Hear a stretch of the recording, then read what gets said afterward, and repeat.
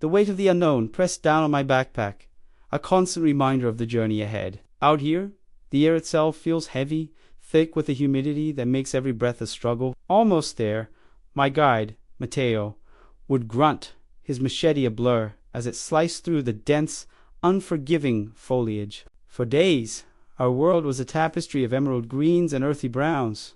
A relentless march forward, we navigated treacherous ravines, the ground crumbling beneath our boots, with the roar of unseen waterfalls as our constant companion, their powerful echoes vibrating through the ancient trees. Time seemed to warp in the jungle's embrace. One evening, as twilight painted the sky in shades of orange, in purple, we saw them.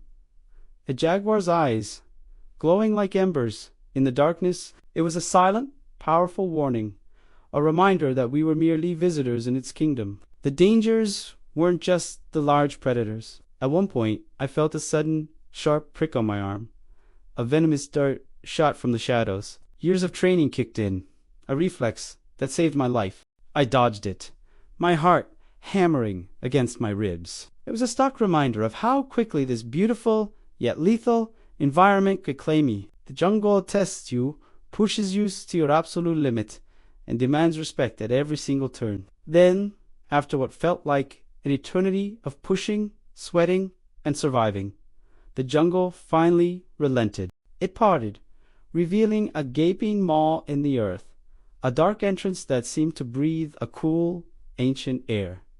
This was it. The cave.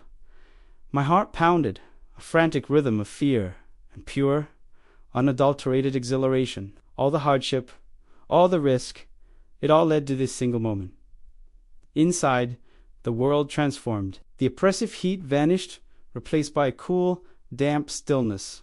The only sound was the rhythmic drip of water from massive stalactites, each drop echoing in the profound silence, like a clock ticking through the centuries. My headlamp cut through the darkness, its beam dancing across the cave walls, and what it revealed sent a shiver down my spine. Strange, intricate carvings covered the stone, seeming to writhe and shift in the flickering light. They were alive, telling a story I couldn't yet read. Look, Mateo's whisper was thick with awe, his voice barely disturbing the sacred quiet. He pointed deeper into the cavern. Ahead of us, a chamber opened up, and it glittered, not with the crude glint of gold hoards you see in movies, but with something far, far more precious. We stepped inside, and our breath caught.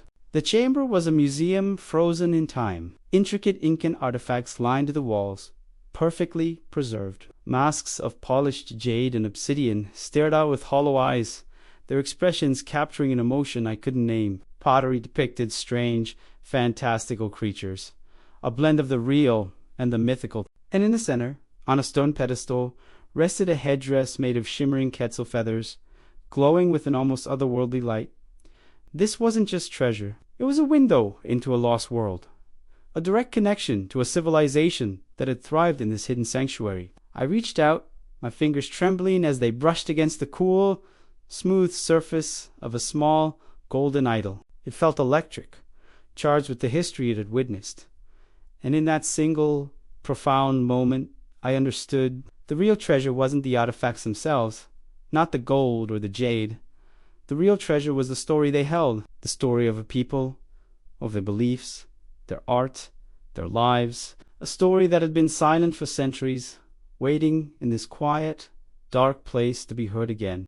And now I was a part of that story. We were the ones who would carry it back into the light. Thank you so much for joining me on this incredible journey. Discoveries like this remind us that our world is still full of mystery and wonder. If you love stories of adventure and lost history, make sure to hit that subscribe button and turn on notifications so you don't miss what we find next. See you on the next expedition!